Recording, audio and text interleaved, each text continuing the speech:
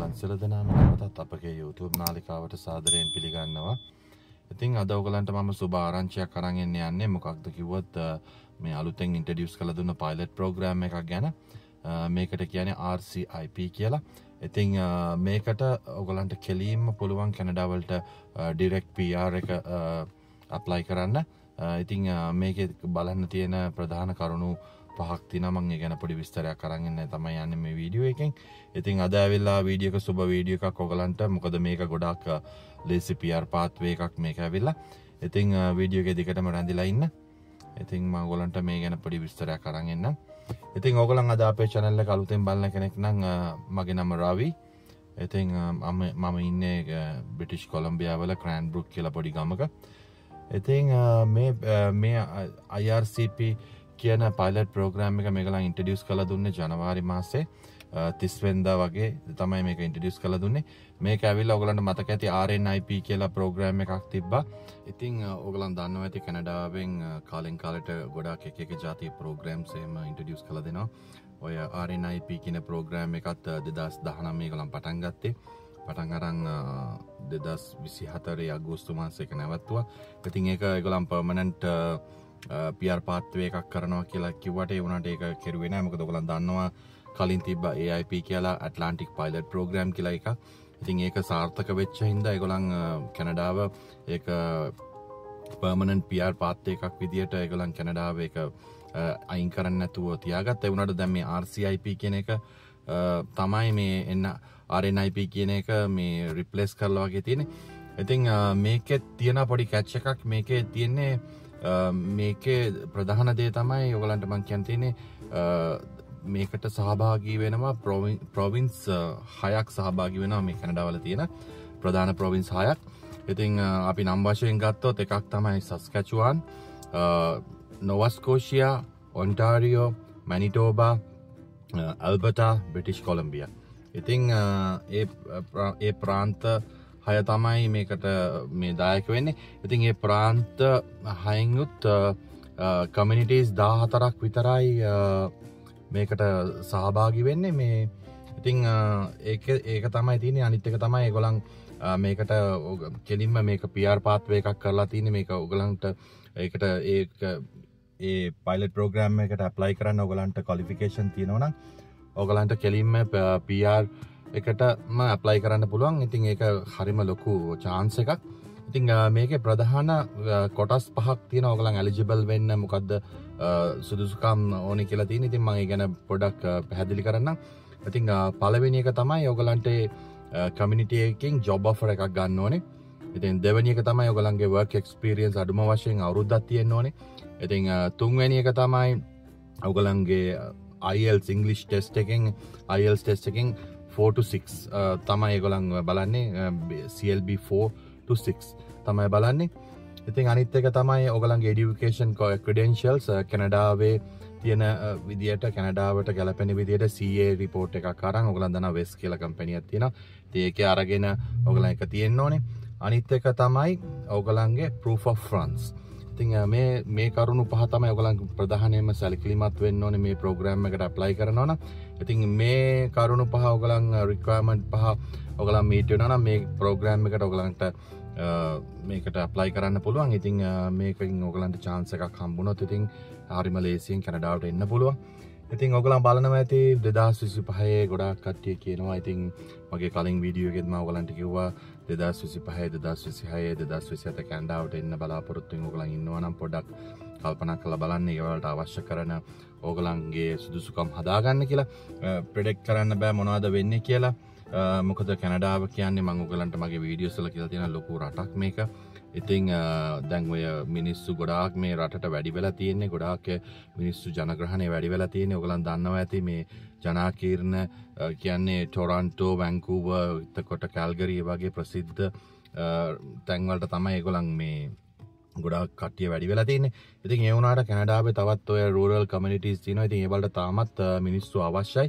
ඉතින් ඒක තමයි ඒගොල්ලන් ඔය පයිලට් ප්‍රෝග්‍රෑම් එකම ඉන්ට්‍රොඩියුස් කරලා ඒගොල්ලන්ට අවශ්‍ය කරන සේවකයෝ පිටරටින් හරි කැනඩාවේ ඉන්න අතුලෙන් හරි ඒගොල්ලන් ගන්න බලන්නේ. මොකද ඕගොල්ලන් ඒ වගේ තැනකින් ඕගොල්ලන්ට chance එකක් හම්බුනොත් ඕගොල්ලන් ඒගොල්ලන්ට ඕගොල්ලන් ගැරන්ටි එකක් දෙන්න ඕන. අපි මේ කමියුනිටි එකේ ඇවිල්ලා සෑහෙන කාලයක් මේ කමියුනිටි එකේ අපි වැඩ කරනවා. අපි මේ කමියුනිටි එකේ ඉන්නවා. මේ කමියුනිටි එකෙන් යන්නේ කියලා. ඉතින් ඒ වගේ පොඩි කැච් එකක් තියෙනවා. ඉතින් ඒක තමයි ඒගොල්ලන් බලන්නේ. ඕගොල්ලන්ට ඒකයි ඒගොල්ලන් කෙලින්ම PR pathway එකකින්ම ඕගොල්ලන් මේ කැනඩා වලට ගන්න යන්නේ. එතකොට ඕගොල්ලන් මේ පැත්තට ඇඩ්ජස්ට් වෙන්න පුළුවන් හින්දා. ඉතින් අනිත් එක තමයි අපිත් ඉන්නේ ඕගොල්ලන් දන්නවා ක්‍රෑන්බ්‍රුක් කියලා පොඩි ගමක. ඉතින් මේ වගේ මීට වැඩිය පොඩි ගමවල් තියෙනවා. ඉතින් රූරල් කමියුනිටිස් කියවට ඉතින් රූරල් කමියුනිටිස් කියන්නේ ටිකක් දුෂ්කර පළාත්. ඉතින් දුෂ්කරයි කිව්වට ඉතින් අර හද්ද පිටිසර වගේ නෙමෙයි. කැනඩාවේ ඒ දුෂ්කර ගමක් වුණත් ඒ ගමේ හැම දෙයක්ම තියෙනවා. අපි ඉන්න ගමේ වුණත් මේ හැම දෙයක්ම තියෙනවා. සුපර් මාකට් ලොකු සුපර් මාකට්ස් 5ක් එහෙම තියෙනවා. වෝල්මාර්ට් එක, එතකොට සුපර් ස්ටෝර් ගලන් මගේ කලින් වීඩියෝස් දැක්කනම් මම ඔයගලන්ට අපේ තියෙන සුපර් මාකට්ස් වල වීඩියෝස් එහෙම කරලා තියෙනවා. ඉතින් ඒ හැම දෙයක්ම තියෙනවා. ඉතින් අර ඒකේ තියෙන පොඩක් ඒ ජනග්‍රහණය අඩුයි. ඉතින් ඒ ජනග්‍රහණයට හරියන ක්වොලිෆිකේෂන්ස් තියෙන කට්ටිය හම්බෙන්නේ නැති හින්දා තමයි ඉතින් ඒගොල්ලන් මේ වෙන රටවල් වලින් කට්ටිය ගන්න බලන්නේ මේ වගේ ප්‍රෝග්‍රෑම්ස් ඕපන් කරලා. ඉතින් මේක හොඳ ලොකු ඔපචුනිටි එකක් ඕගලන්ට. ඉතින් මම ඕගලන්ට විස්තර කරන්නම් මොකද්ද කියලා. දැන් පළවෙනි එක තමයි ඕගලන් ඒ තියෙන 14 කමියුනිටිස් වල තියෙනවා දැන් අපි කියමුකෝ දැන් එම්ප්ලොයිමන්ට්ස්ලා තියෙනවා. ඒකට සහභාගී වෙන designated employees ලා කියලා කට්ටියක් ඉන ඒගොල්ලන්ගෙන් තමයි ඕගොල්ලන් ජොබ් ඔෆර් එකක් ගන්න ඕනේ. ඉතින් මේ හැමෝගෙම අරන් වැඩක් නැහැ. ඒගොල්ලන් ඒ පාටිසිපේට් වෙන කට්ටියක් ඉන්න. දැන් කැනඩාවේ ප්‍රාන්ත ගොඩක් තිබ්බට ප්‍රාන්ත 6 තමයි මේ ප්‍රෝග්‍රෑම් එකට සහභාගී වෙලා තියෙන්නේ. ඉතින් ඒ වගේ තමයි කමියුනිටිස් 14න් ඒගොල්ලන්ගෙත් සාමාන්‍ය එම්ප්ලොයිස්ලා තමයි කට්ටියක් තමයි මේකට සහභාගී වෙන්නේ. ඒ එම්ප්ලොයි කෙනෙක්ගේ කොහොම ඩෙසිග්නේටඩ් ජොබ් එකක් හොයාගන්න ඕනේ. ඉතින් ඒක තමයි පළවෙනිම දේ. ඉතින් ඒකයි අනිත් එක තමයි වාගේ දෙවෙනි කරුණ තමයි වාගේ work experience. දැන් ඔයා apply කරනවා කියමුකෝ ඔයාගේ profession එක ඔයා accountant කෙනෙක්, ඔයා accountant කෙනෙක් එක්ක ඔයා cashier කෙනෙක්, ඔයා sales person කෙනෙක්, ඔයා වාගේ වෘත්තිය අනුව ඔයාගේ පහුගිය අවුරුදු 3 ඇතුළත ඔයා ඒ apply කරන job එකේ අඩුම වශයෙන් අවුරුද්දක්වත් ඔයා එක දිගට වැඩ කරලා තියෙන්න ඕනේ, experience තියෙන්න ඕනේ apply කරන job එකට. ඉතින් ඒ කියන්නේ කැනඩාවේ සාමාන්‍යයෙන් අවුරුද්දක් වැඩ කරපුවාම සාමාන්‍ය සේවකයෙක්ගේ තියෙනවා අවශ්‍ය කරන පැය ගාණක් තියෙනවා. පැය 1560ක් තමයි ඒගොල්ලන් බලන්නේ. ඉතින් අඩුම ගානේ පැය 1560ක්වත් ඔයා වැඩ කරලා තියෙනවා. ඔයා apply කරන position එක මොකක් වුණත් කමන්නේ. මොකද කියන්නේ මේක tier 0, tier 1, tier 2, tier 3 කියලා නෑ. හැම tier එකකටම open කරලා තියෙනවා. හැම not code එකකටම open කරලා තියෙනවා. ඕන කරන ජොබ් එකක් ඔයාට හරි ඩෙසිග්නේටඩ් කෙනකින් හම්බුනොත් ඒක තමයි ඔයාට තියෙන හොඳම සුදුසුකම. ඉතින් ඒක හින්දා ඒක එකක්. අනිත් එක තමයි ඔයාගේ අධ්‍යාපන සුදුසුකම්. ඔයා කැනඩාවට හරියන විදියට ඔයා O levelද A levelද එතකොට යුනිවර්සිටිද කියලා ඒ ඔක්කොම ක්‍රෙඩෙන්ෂියල්ස් ටික ECA ඒ report එක අරගෙන තියෙන්න ඕන වෙබ් එකට අරලා. එතකොට ඔයාට පෙන්වන්න පුළුවන් ඔයා කැනඩාවේ හයි ස්කූල් වලට හරියන විදියට ඔයාගේ අධ්‍යාපන සුදුසුකම් මීට් වෙනවා කියන එකෙන් පෙන්වන්නේ ඒක තමයි. ඉතින් අනිත් එක තමයි වාගේ ඉංග්ලිෂ් දැනුම. ඉංග්ලිෂ් දැනුම මේක හරිම ලේසි. ඔයා apply කරන job එක අනුව ඒකේ score එක වෙනස් වෙනවා. මොකද මේක කියලා තියෙන්නේ minimum 4 highest ඇවිල්ලා 6. ඔයා tier 0 tier 1 job එකකට apply කරනවා නම් ඔයාට තියෙන්න ඕනේ CLB 6 තියෙන්න ඕනේ. ඉතින් ඔයා tier 2 tier 3 apply කරනවා නම් ඔයාට CLB 5 තියෙන්න ඕනේ.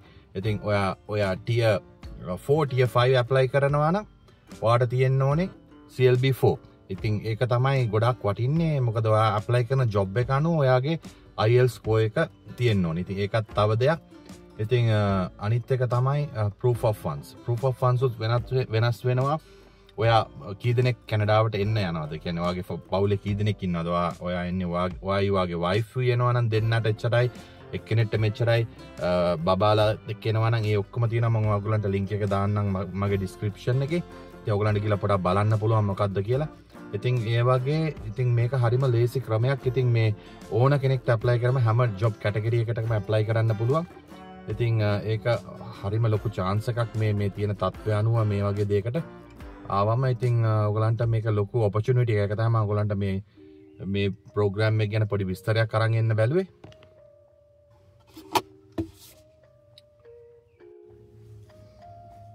ඉතින් ඔයගලන්ට තව වැදගත් දෙයක් කියන්න අමතකුණා. මේ දැන් අපි ජොබ් එකක් හොයාගන්නවා කියමු. අපි දැන් tier 0 වලින් අපි ජොබ් එකක් හොයාගන්නකොට ඕගලන්ට තියෙන්න ඕනේ tier 0, tier 1, tier 2 experience තියෙන්න ඕනේ.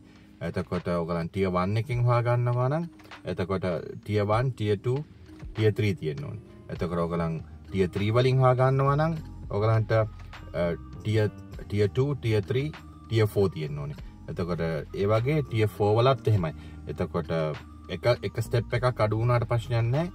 එහෙම තියෙන්න ඕනේ. එතකොට අන්තිම එක තමයි tier 5 වලට යනකොට ඕක පොඩ්ඩක් වෙනස් වෙනවා. tier 5 වලින් ඕගලන් ජොබ් එකක් හොයාගන්නවා නම් ඕගලන්ට අනිවාර්යයෙන්ම tier 5 වලින් එක්ස්පීරියන්ස් විතරයි ඒගොල්ලන් බලන්නේ. මොකද tier 5 කියන්නේ lowestම කැටගරි එක. ඉතින් එහෙම වුණාම ඕගලන්ට tier 5 එකකින් විතරයි ඕගලන්ට එක්ස්පීරියන්ස් තියනවාද කියලා බලන්නේ. ඒ කියන්නේ ඒගොල්ලන් බලන්නේ අවුරුද්දක එක්ස්පීරියන්ස් තියෙන ඔය කියන tier එකකින්. ඔයගොල්ලන් apply කරන tier එක අනුව. ඉතින් ඔයගොල්ලෝ දැන් මම කිව්වොත් දැන් ඔයගොල්ලන් apply කරනවා කියමු අපි උදාහරණයක් වශයෙන් tier 3 එකට. tier එකට apply කරද්දී ඔයගොල්ලන්ට tier 2 එකෙන් ඔයගොල්ලන්ට මාස 6ක තියෙනවා නම් එතකොට tier 3 එකෙන් මාස 4ක හරි 5ක හරි තියෙනවා නම් ඊට පස්සේ ඊළඟ tier එකට එතකොට tier 1 එකෙන් තව මාස 3-4ක තියෙනවා. ඒ ඔක්කොම එකතු කරලා අර පැය 1560 මේවා කරන වෙන්න පුළුවන්. ඒක තමයි ඒගොල්ලන් ඒක ටියර් කැටගරි එක ඒගොල්ලන් බලන්නේ එක්ස්පීරියන්ස් එක අවුරුද්දක එක්ස්පීරියන්ස් එක බන්නේ ඒකත් ඒ ඔපචුනිටි එකත් මේ ස්ට්‍රීම් එක ඇතුලේ තියෙනවා. ඉතින් ඕගලන්ට පුළුවන් ඔය ඔක්කොම මේ ටික බලන්න පුළුවන්. මේ මම ඔයගලන් ලින්ක් එක දාන්නම් වෙබ්සයිට් එකේ. ඒකට ගිහලා පොඩ්ඩක් ඕගලන් චෙක් කරලා බලන්න මොනවද මේ හරිද වැරදිද කියලා මොකද්ද මම ඔයගලන්ට කිව්වේ. ඉතින් පොඩ්ඩක් බලන්න මට පුළුවන් ආකාරයට තමයි මට තේරෙන ආකාරයට තමයි ඔයගලන්ට මම මේක පැහැදිලි කරලා දුන්නේ. ඉතින් මේක ගොඩාක් ලොකු ඔපචුනිටි එකක්.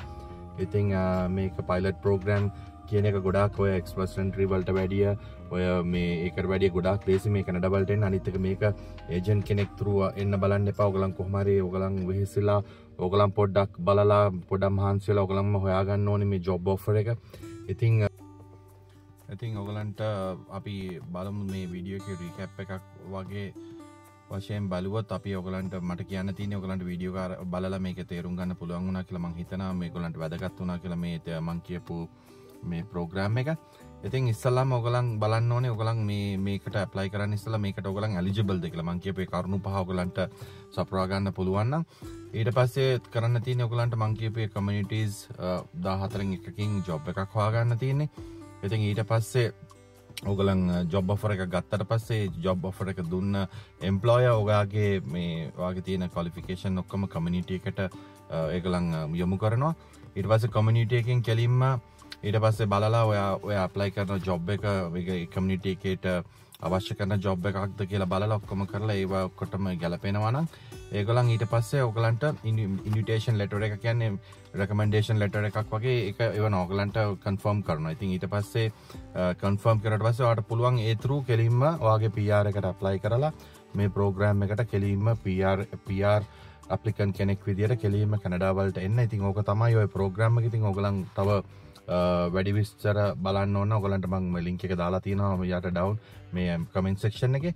ඒකෙන් ගිහලා පොඩක් බලන්න. ඉතින් පොඩි වැඩ කොටසක් ඔයගලන් පැත්තෙන් උත් කරගන්න තියෙනවා. ඉතින් ඒ ටික සපුරා ගත්තොත් මම හිතන්නේ මේ කැනඩාවට එන ඔයගලන්ගේ සිහිනය සබෑ කරගන්න පුළුවන් වෙයි කියලා මම හිතනවා.